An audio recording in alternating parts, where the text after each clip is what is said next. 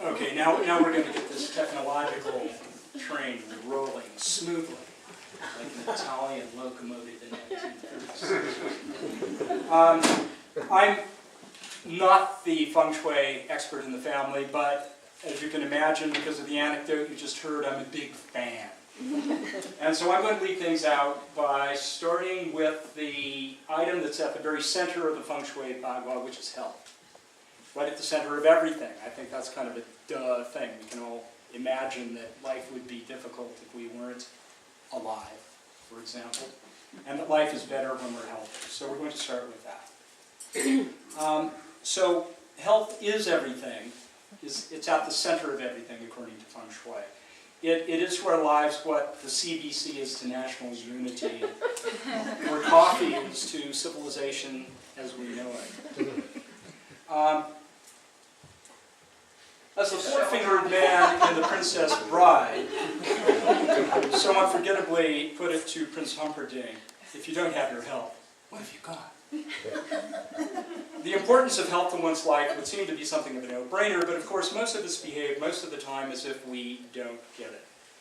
What if I keep eating these Twinkies and drinking Molson's Canadian all the time? My weight will balloon, my internal organs will rot, my teeth will fall out, I'll eventually spend more time in the emergency room than I do on the couch watching hockey. Impossible.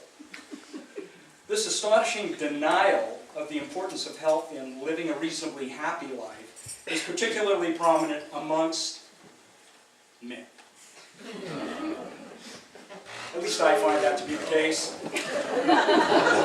So, I find myself particularly blessed to have had two near-death experiences so far.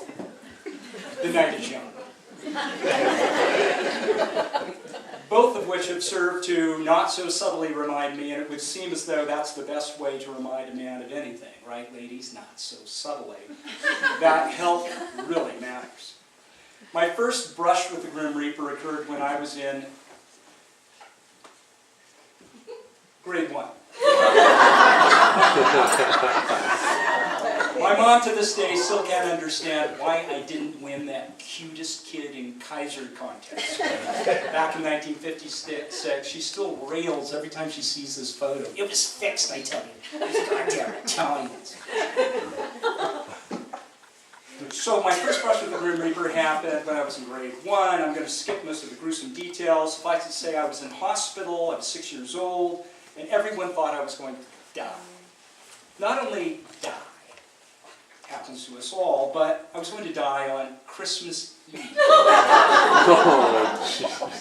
Are you already, those of you who thought you knew me, starting to know me a little better? So that's why he's here. However, there's an upside to everything, as feng shui points out endlessly. In this case, my situation at the Salem General Hospital in Salem, Oregon, marked my first appearance in a daily newspaper. Local boy lies near death in hospital. Worries Santa won't be able to find him.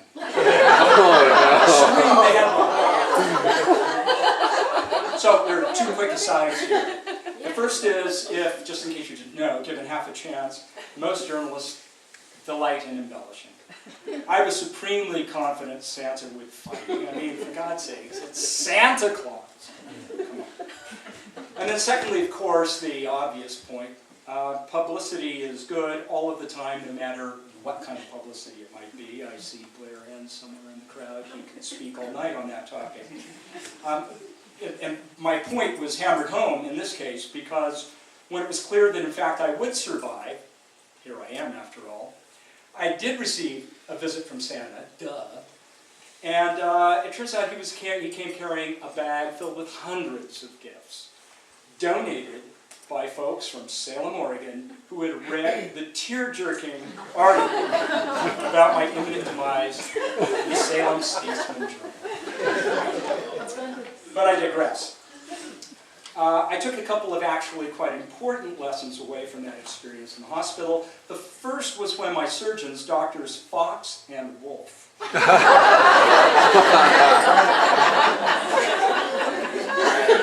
I hope I don't need to point this out that absolutely nothing you're going to hear from Janet or me this evening is anything other than the complete and unvarnished truth.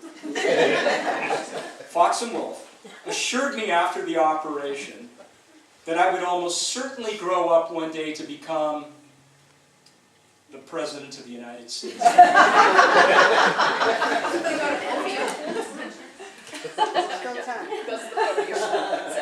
Well, there's been a black president now, why not a Morse president? However, while I have yet to achieve that heady office, nothing since that fateful day back in 1956 has seemed beyond my grasp. I mean, if I can be President of the United States, I can be anything, right? I could, for example, become a Swedish liquor salesman. Check mark. Or a Pakistani diplomat. Yes, I've done that. I could become a Canadian academic. Yeah, I did that. I could become an American climbing guide. Yeah, I did that. I could even, Jimmy, become a member of the board of Kaslo Jazz. Anything is possible.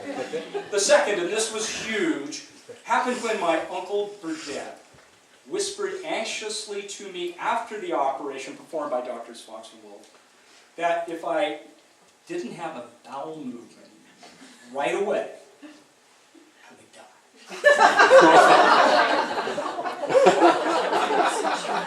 Think about the implications. Again, I think some of you are getting to know me better now, right? Well, on hearing that from my uncle, I ripped all the tubes out of my arms, and there were a lot of them, scampered like a kitten being chased by a cougar through the fields of Upper Kaslo to the bathroom. And well, here I am. So obviously everyone afterwards agreed it was a hell of a bowel movement.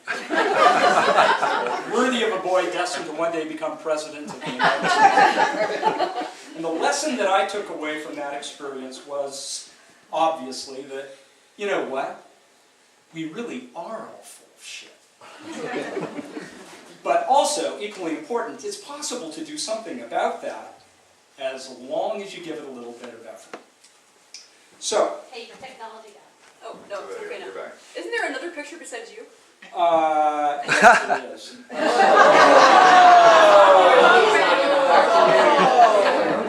Remember when I referred earlier to the fact that one of the things I learned was that we really are all full of shit? Yeah, really. That slide was supposed to pop up, as I said. Just push the button. Do you want to go back? No. There were far more embarrassing shots that I could have put up there, but I thought, let's give the guy a break. The second time I had an opportunity to peek behind the curtain happened much later, in 1978, which was the year my son Andreas was born. It was also the year I fell 40 feet onto a rocky ledge, 1,500 feet above the ground while climbing around in the Alberta Rockies. I spent a couple of days on that ledge.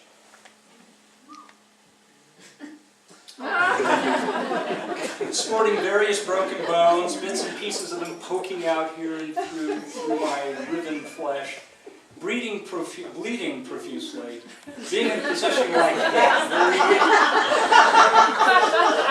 being in a position like that while still coherent, can shape a man's life forever.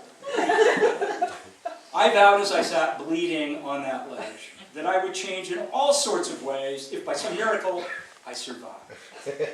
I promised myself I would change every single bad habit I'd acquired over the years. There weren't that many, but I would change those. I swore I would never sweat the little things ever again. That I would constantly tell people whom I loved that I loved them, constantly and without prompting. I swore that I would go through the rest of my life with a grin on my face and a skip in my step, reminding myself that I'm here on borrowed time, so I may as well make the best of it and have a little good, clean fun in the process. Those are the kinds of things that went through my head, sitting on a ledge 1,500 feet above the ground, convinced that I wasn't going to survive. But I did, and being on that ledge for 48 hours, in retrospect, was like a cosmic gift. It truly was. It was sort of like, you know, imagine that life is some kind of giant Boeing Dreamliner, and we're flying along, and the stewardess is actually God, and she comes on the intercom and says, "Attention, Mr. Morse. please accept this 4-story fall onto a boulder-strewn ledge a mile above terra firma as a gentle reminder that you are mortal. That sooner or later you are going to die, and that it would behoove you to live your life as though you vaguely understood that on a daily basis. So settle back, enjoy what remains of your life, and have a nice day. My final comment, Janet, regarding health, revolves around a pivotal moment in the life of a friend and fellow Kaslodian, who shall remain nameless. Who could it be? I don't have a shot at Neil Chaney itching to get going here, but this health-related story is so good I have to tell it and I'm going to tell it really quickly. My friend, let's call her Helen, who couldn't be here this evening, ironically given what I'm about to say because she's ill, was a little girl in Central Europe, suffering from what both her grandmothers diagnosed as a weak heart. Taking Helen aside one day, they informed her there were only 2 possible remedies for this rather grim situation. The first involved, and this is verbatim, okay, I'm not making any of this up. Remember, everything I'm telling you tonight is true, at least according to Helen, it's true. The first solution to her dilemma involved the squirting of breast milk from a lactating gypsy woman into young Helen's eyes. Since her problem was, as she explained to me, and I quote, "It was clearly focused on fact I tended to stare at people as a young girl, resulting in my soul being sucked out of my eyes." So, lactating gypsy's breast milk squirted into her eyes would obviously fix her up right away. The second approach, just in case that one didn't work, according to her second grandmother, involved having Helen crawl into the family's wood-fired oven at the end of a long day of Central European food preparation. So into a large baking pan, little Helen crawled. Then she found herself being shoved into the oven, sort of a combo scene from Hansel and Gretel meets Central European sweat lodge, intended to bait the bad juju right the hell out of her. Well, guess what? This little lapse this evening notwithstanding, it apparently worked. She is healthy as a horse, usually healthy when the rest of us are not, and perhaps unsurprisingly has gone on to become an expert in the area of health, especially in the area of natural remedies, helping countless of us lead healthier lives.